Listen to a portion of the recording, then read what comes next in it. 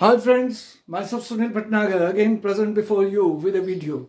दोस्तों, अभी जो है मेरे 2 दिन पहले ही मेरे एक जो सब्सक्राइबर थे उन्होंने टेक्सटाइल फॉर एवरीवन पे जब वीडियो देखे तो उन्होंने पूछा, बोले sir I am an entrepreneur और मुझे जो है वो टीएम कितना रखना चाहिए स्पीड फ्रेम के अंदर। दोस्तों, जैसा आप सब जानते हैं कि बेसिकली जो टीएम टीपीआई की जब हम बात करते हैं तो रिंग फ्रेम में तो टीएम जो है ट्विस्ट इसलिए दिया जाता है कि वो एंड यूज डिपिक्ट करता है कि what type of end use is there. जैसे हम जानते हैं कि 3.2 टू 3.8 टीएम हॉजरी के लिए होता है, उससे ऊपर का 4.5 तक हम जब बात करते हैं तो वो वीविंग के लिए यूज होता है। उसके बाद एक्स्ट्रा अगर हम यूज करते हैं तो denim, swing thread, technical textile की अगर हम बात करें उन पे डिपेंड करता है। और साथ ही साथ वीविंग के भी जब हम टीएम की बात करते हैं तो हमें ये दिमाग में ध्यान रखना है कि वो जो वार्प का धागा है वो हैंडलूम के लिए है, पावर लूम के लिए है या शटललेस लूम के लिए है। क्योंकि सेम फाइबर सेम काउंट अगर हम शटललेस लूम पे जाते हैं जहां पे delivery speed, weft insertion rate ज्यादा है, तो हमें टीएम ज्यादा रखना पड़ेगा। और ये चीजें हैं ह्यूमिडिटी कंडीशंस, जहां पे ह्यूमिडिटी बेटर है डिपार्टमेंट के अंदर, वहां पे जो वाइल्ड फाइबर की जो टेंडेंसी है ड्राफ्टिंग के जरिए बाहर जाने की वो कम होती है, बाइंड ज्यादा होता है, तो वहां पे आप कम कर सकते हैं। क्योंकि डायरेक्टली अगर मैं बात करूंगा तो टीएम का इंपैक्ट प्रोडक्शन पे भी आता है। जितना आप ट्विस्ट बढ़ाएंगे उतनी डिलीवरी रेट कम होगा। तो यहां पे मैंने आपको जो चीजें बताई हैं कि टीएम जो है वो depends on the type of cotton you are using, type of cotton, atmospheric conditions,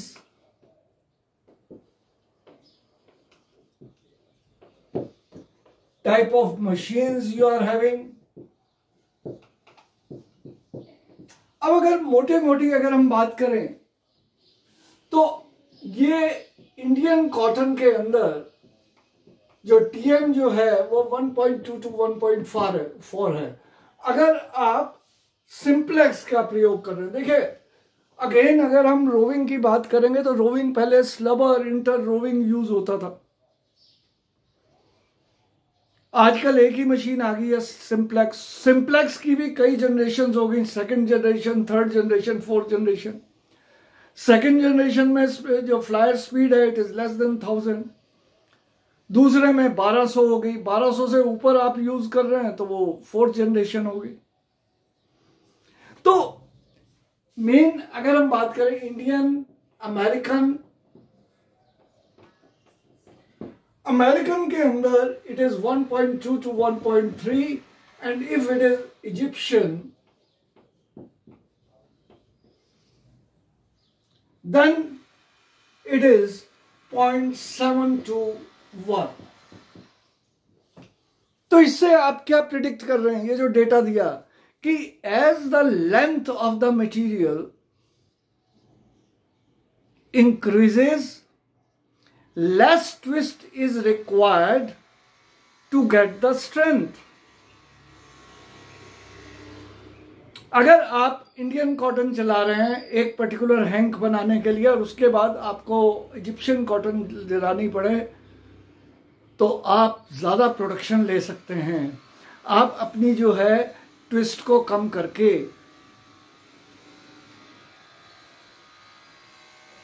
तो ये जो चीज है ये मुझे ये दर्शा रही है कि मेरी जो टीएम है एट स्पीड फ्रेम,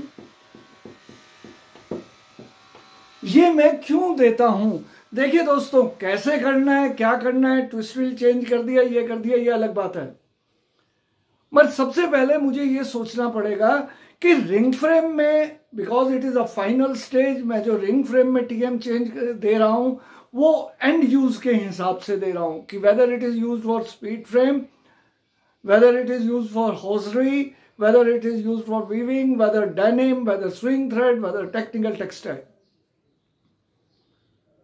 और साथ ही साथ मैं ये भी देखता हूं कि अगर मान लो वार्प का यान बना रहा हूं और अगर ये हैंडलूम पे मटेरियल जा रहा है 20s कार्डेड, तो मुझे कितना टीएम रखना पड़ेगा। अगर वो पावर लूम पे जा रहा है, अगर वो शटरलेस लूम पे जा रहा है, तो same 20s carded if I am producing for different machines, high speed machines, तो मुझे थोड़ा टीएम ज्यादा रखना पड़ेगा।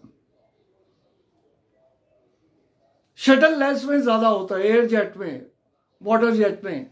अगर मैं वही शटल में जाऊंगा तो थोड़ा कम भी कर दूंगा तो कोई नुकसान नहीं है, क्योंकि टेंशन कम है जितना कर।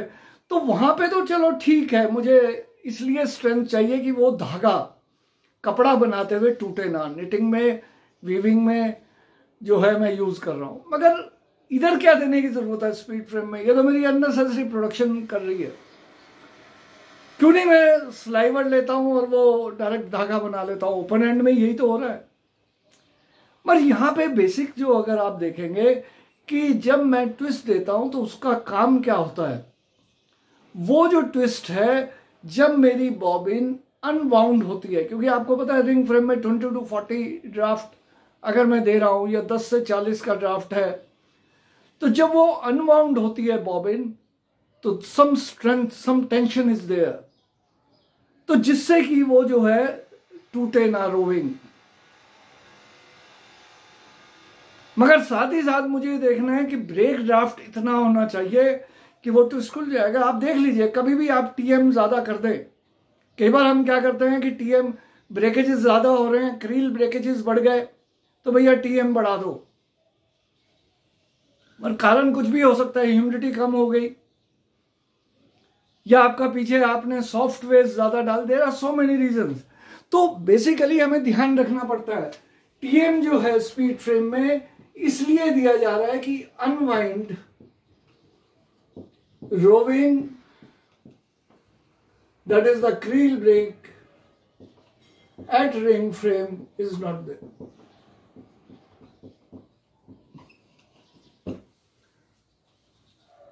तो मेन क्या है? Length, strength, maturity, fineness, trash, atmospheric conditions, machine type, creel, type of creel. आपको पता है पहले जो है वो क्लोज क्रील आते थे, रैबिट वुडन जो है, मतलब है ऊपर और नीचे जो है दोनों रोविंग को पकड़ा जाता था उसे अनवाइंड होने के लिए, तो वहां पे ट्विस्ट ज्यादा लगेगी। क्योंकि और जब हम आजकल अम्ब्रेला क्रील लेते हैं तो इसके लिए अंदर होगी, अलग टाइप की होगी। तो TM is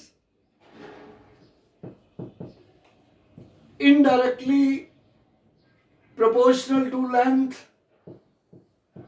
TM is directly proportional to strength,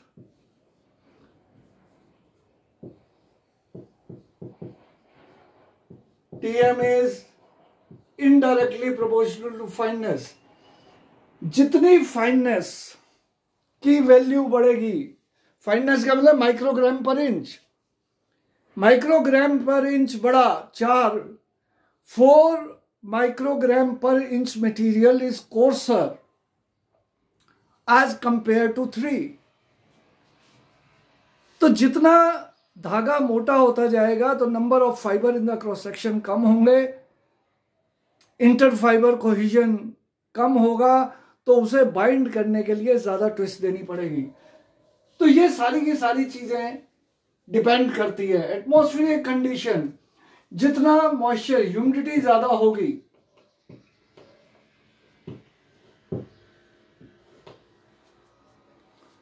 उतना जो फाइबर्स हैं वो बाहर जाने की बजाय, फ्लाई और फ्लफ में जाने की बजाय वो अंदर बाइंड हो जाते हैं, ज़्यादा है। तो it depends on the humidity condition, atmospheric conditions, it depends on the machine type, which type of machines you are using. तो हम लोगों ने ये पाया कि हमारा जो है ये जो 3 जनरेशंस जो मशीन की हैं ये डिपेंड करती हैं कि कितनी ट्विस्ट मुझे यहाँ पे देनी है। जैसे हमने ये देखा कि हमारी जो 2nd जनरेशन की मशीन थी या 3rd जनरेशन की जो मशीन है, तो जितनी स्पीड फ्लायर की स्पीड ज़्यादा मैं रखूँगा उतना मुझे टीएम ज़्यादा देना पड़ेगा। तो फ्लायर स्पीड बढ़ाई, ब्रेकेज आपके बढ़ जाएंगे।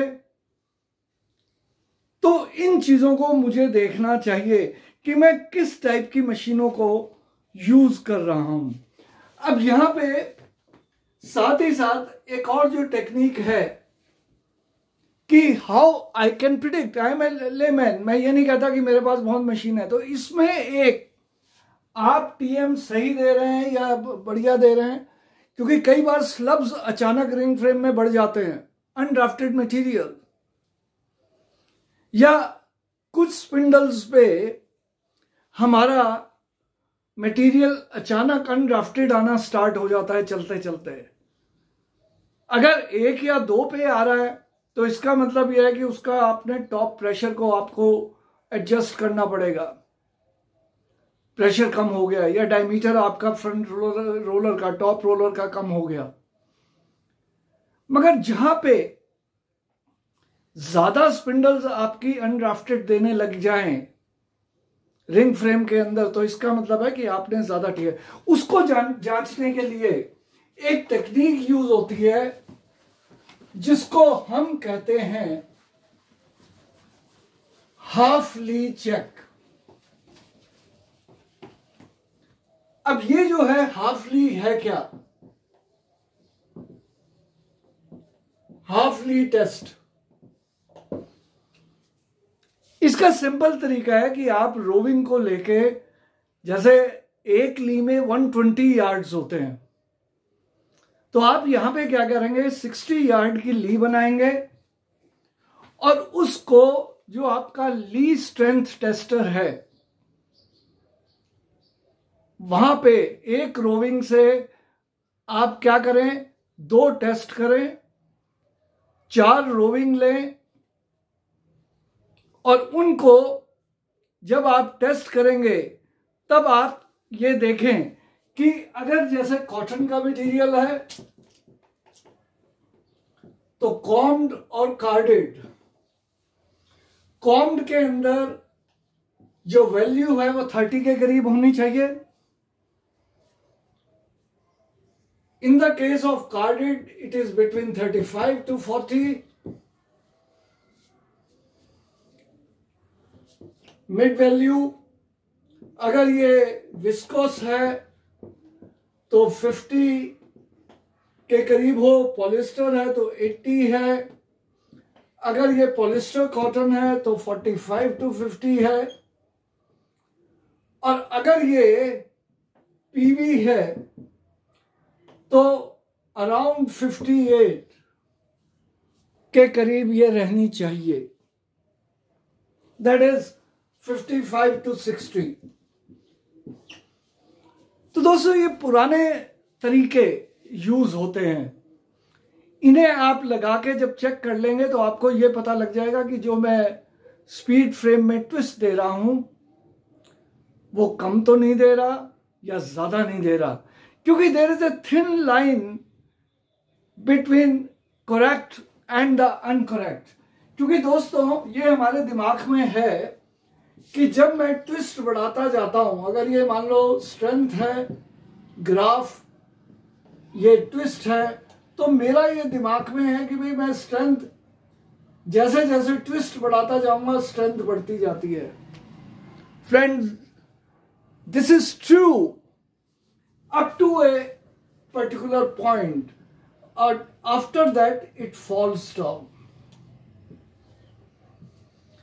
मैं हमेशा ये कहता हूं जब भी नई क्रॉप आती है या जब आप कोई नया मटेरियल चलाते हैं, कॉटन J34 से F414 हो गया, या जब भी ह्यूमिडिटी कंडीशन जैसे समर चल रहा है और उसके बाद मॉनसून सीजन आया या विंटर आया, तो आपको हमेशा ये चीजें चेक कर लेनी चाहिए। क्योंकि हम ये मान के चलें कि भाई ये मैं जो समर में चला रहा था वही TM अब चलेगा, कॉटन तो वही है, कॉटन में कोई बदलाव नहीं है, ऐसा नहीं है।